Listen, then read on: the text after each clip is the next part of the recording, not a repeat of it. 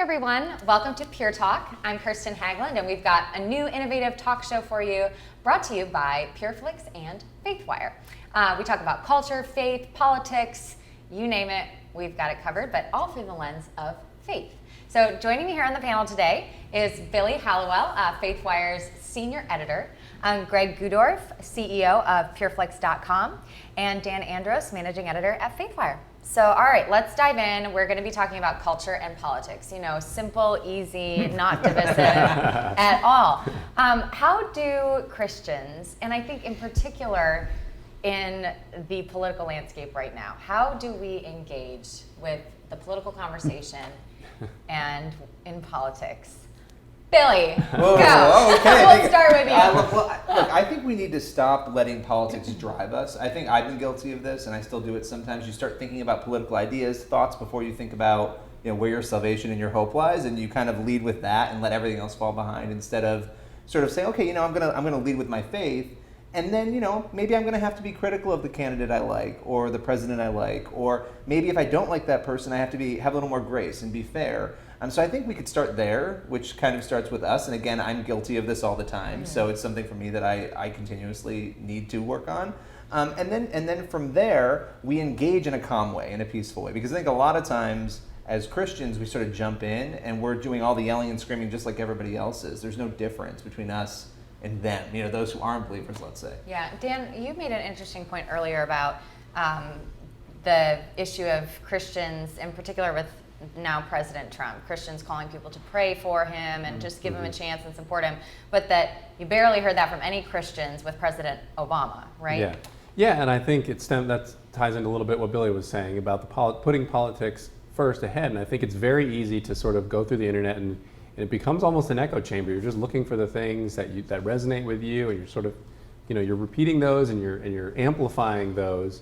And you kind of just get into a pattern and you sort of lose your empathy gene almost and your ability to think beyond those political walls that have been built up. And I think, going forward, and this is one of the things we're trying to do at FaithWire, going forward is to sort of come at these issues with a perspective that, the politics aren't the end all be all. They're important, but I think if you watch what's happened over, my political sort of activity and following it closely started right in the 2000 election. That was my first as a professional, and I covered that. I was in Florida, which was quite interesting. Wow. Yeah, it was the hanging chads and all that stuff, so it was pretty wild. But so from being really into it then and seeing, Bush and then Obama and then now, Trump, I've watched both political parties, and it's just the script gets flipped. And it's the other side makes the argument they were fighting against the last time. And that happens so often. There are very few people who are actually tied to, tethered to their principles at the core. And I feel like those are the people that I think that should be being amplified and elevated and pointed to. Here's someone that's sticking to a principle and following it over a political party. Because I just think I really feel like we're being used and we're being pitted against each other. And and I don't know how intentional it is or it's some big scheme, but I just think it's the easy, low-hanging fruit to throw out arguments is going to rile up a certain group and it's going to help you get what you want for a politician. So for us, I think it's trying to move away from that and be able to actually pray for President Obama if you don't like him, be able to pray for President Trump if you don't like him, but be consistent on it. Yeah, no, it's such a great point. And, Greg, what's interesting about this conversation and about people being used, I feel like evangelicals as a whole have been used by particularly the Republican Party. And I'm saying that as someone who is more center-right, as a conservative, and I like a lot of Republicans.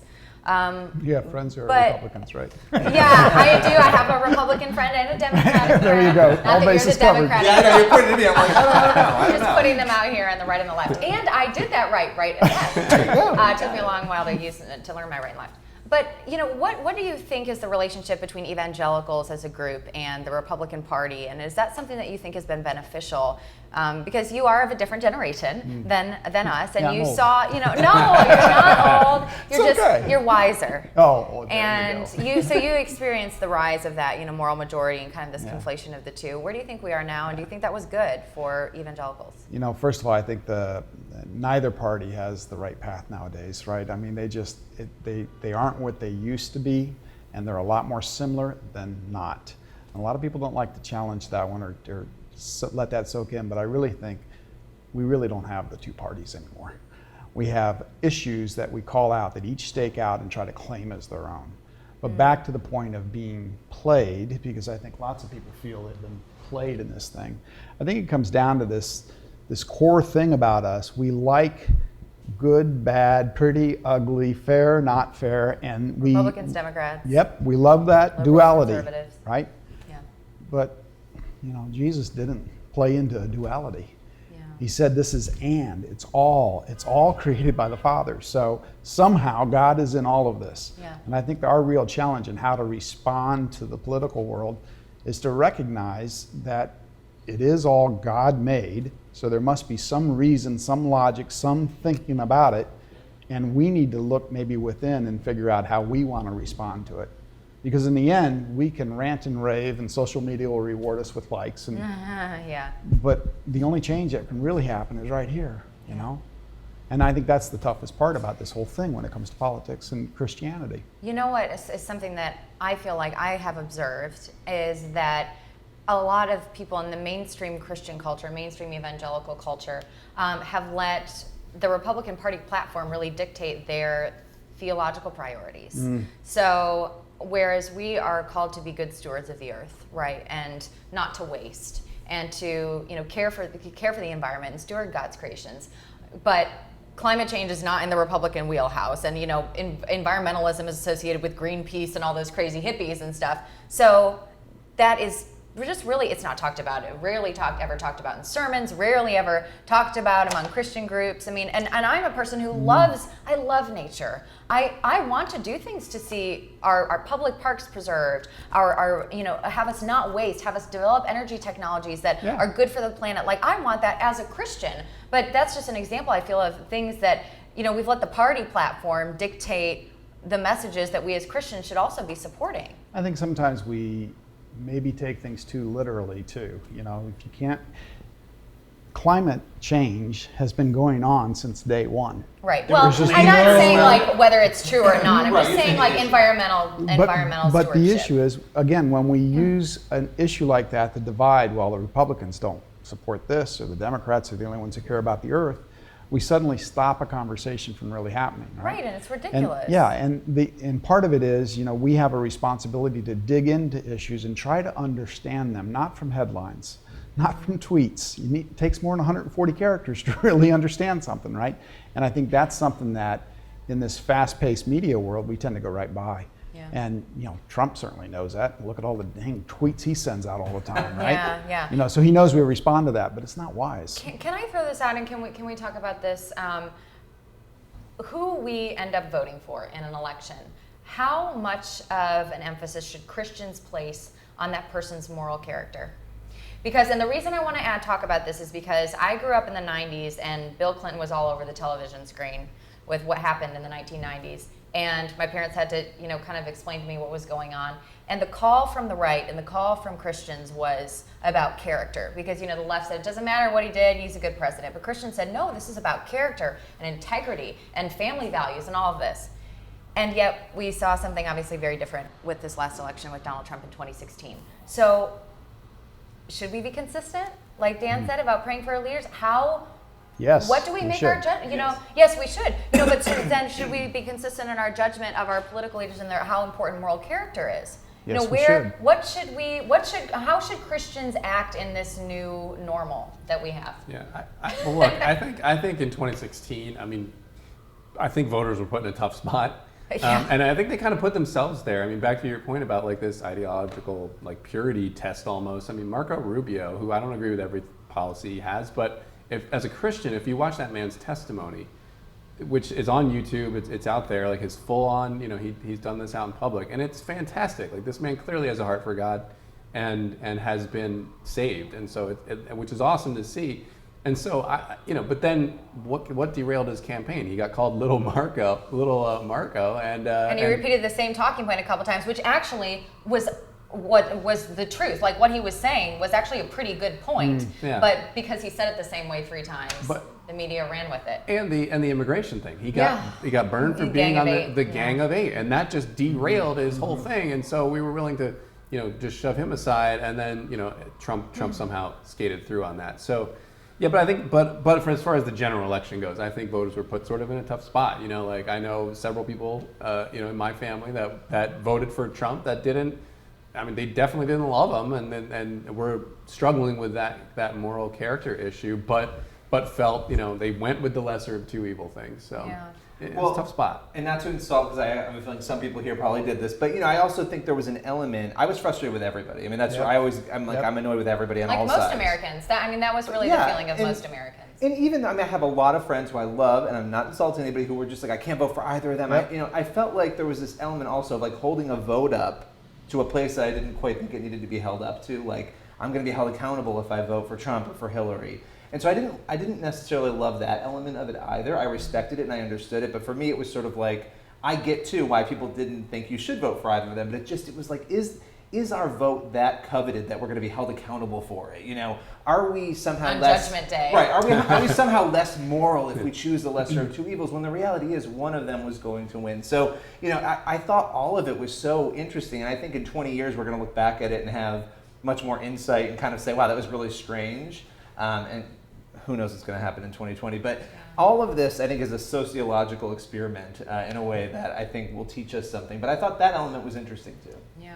And where do we go from here, though? I would just throw that out there. Where do we go? Because we had to deal with that during the election, but now that Trump is in, is it just we go forward and pretend like none of that stuff happened, or should we, if character really does matter, should we, be on that, tightly and closely and call out things? I mean, I just don't know that I'm seeing We need that happen. Yeah. I'm hearing relatives call me who like Trump, and they're just, he could do no wrong, and that's sort of annoying. But then it's annoying on the other side when everything he does, Everything is everything is horrible. But again, where's the grace? Why aren't we leading with the grace? Yeah, I would ask if the things we've done have gotten us to where we are, will turning the amplitude up on those things get us where we want to be? That's a great point. It's not. Yeah. It's got to come in. There's something about us that loves the idea of a scapegoat, right? Mm-hmm. And right now, Trump can be a scapegoat for some. Hillary was a scapegoat for others, right? But it goes way back.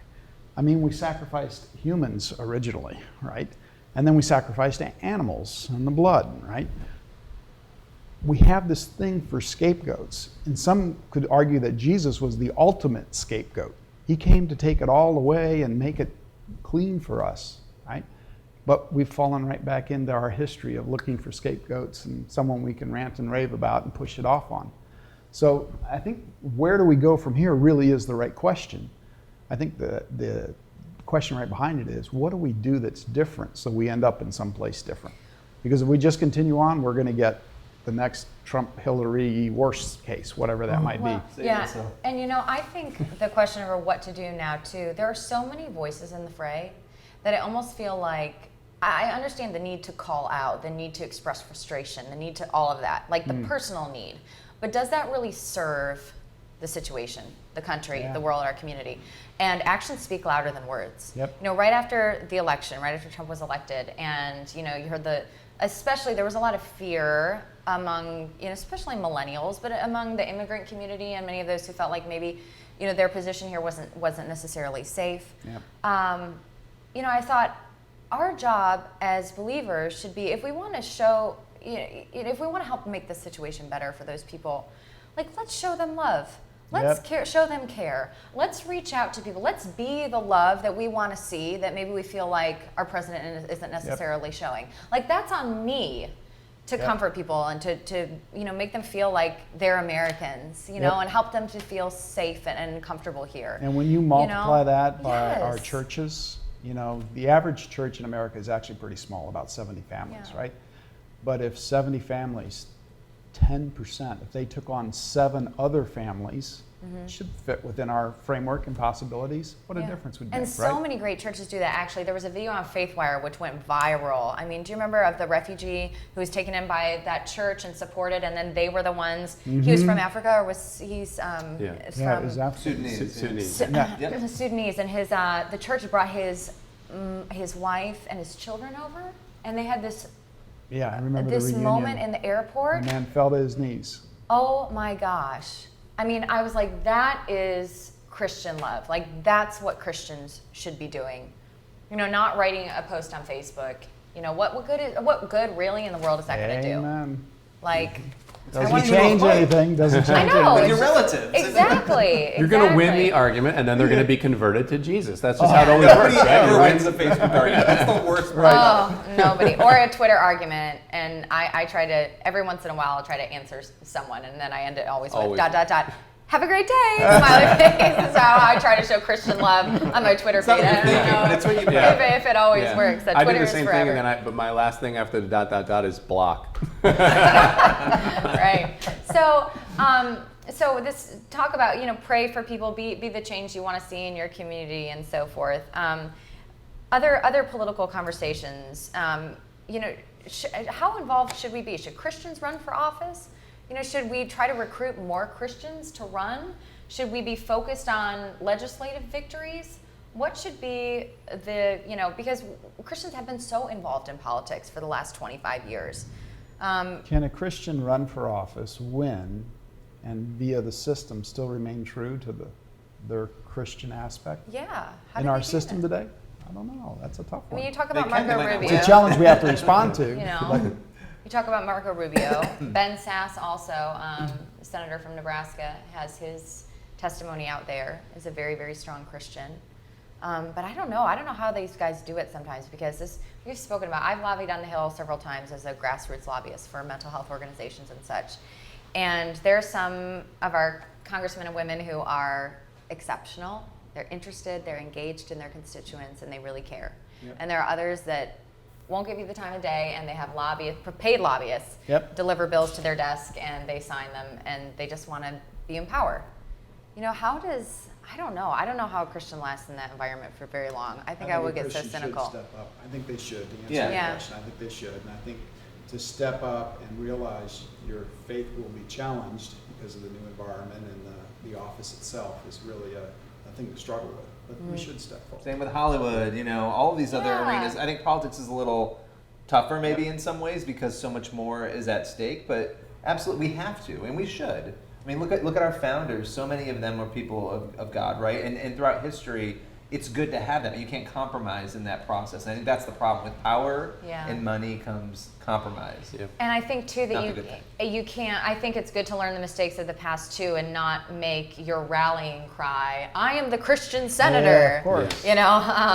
That to kind of do that behind the scenes is Live it. probably better. We're Live it. Yeah, Actions we're supposed speak to be louder known than by words. that, right? Not Yeah. what we say, but how we live Right. it. And I think one more thing that we should touch on too is I really believe it's important, and not just because you're PureFlix and we're FaithWire, but for Christians to monitor the types and amount of political news that they consume, because there's so much anger. There is so much anger. There's not enough anger.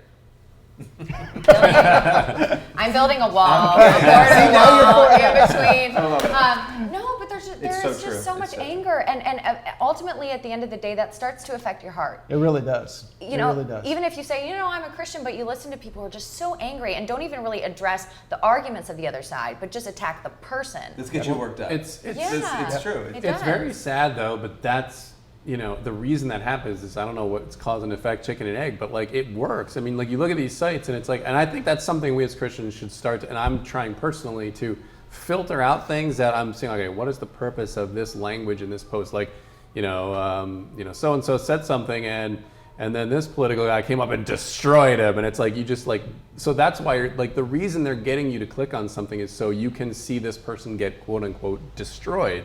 And that shouldn't be the reason you're looking at something. It's you should look at it because it's informative to you. I mean, you might disagree with it. It might be something disturbing. They might have said something or done something that's wrong, but you should not be feasting on these things just to get your jollies from someone getting quote unquote destroyed. It's because like then you're lust just of the watching eyes. the game. Yeah. Clickbait is like lust of the eyes. Oh, this person got destroyed. Click. Don't Yeah. click. Give And them it's- money.